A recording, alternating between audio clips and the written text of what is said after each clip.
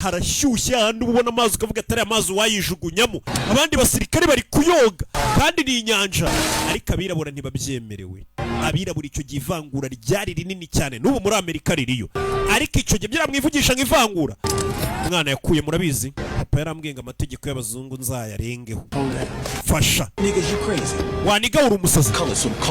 Abaniga cyangwa se abirabura nkatwe twoga kuwa kabiri, abazungu kuwa gatanu ntabwo tubyemereye. Jeni kuwa gatanu kandi ndashyushye ngomba koga. Bivuze ngo abirabura b'abasirikare bari bemerewe koga bonyine mu nyanja kuwa kabiri, abazungu bo bakoga igihe bashakiye. Umusore igiye koga kuwa gatanu barami icyegeranyo se kunyogesha amasahani ntari bibakime, kubera mubwenga amategeko uzasanga uzagenda uyahindura. Umwana vaye we, umwana arifumbuye rirakaje yigize umusazi. Bamubonye Robert De Niro.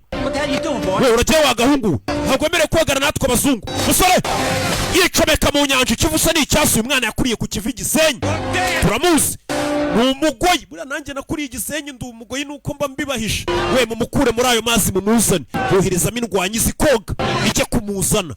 Musore ahita yoga, baramukurikirana. Abazungu nibo bashyirwa imbere, abayirabura bahora mu gikoni. Umwana aroga aramusiga, abafande barareba. Umwana aroga, kubita umuvumba amazi arayakima.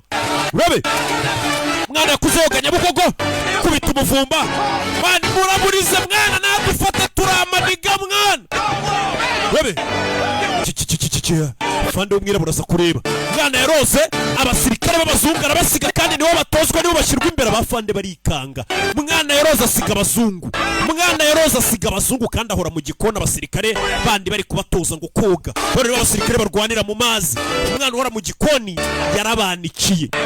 Yesu duhesheje ishema abirabura. Ubona afande, dore umuzungu ari kwahagira, bamusize nk'ibirometero nk'uwava hano ajya munsi y'umurenge wa Ngoma. Afande yarebye ku isaha arumirwa. Umwana ararenze, yakuriye ku Kivu.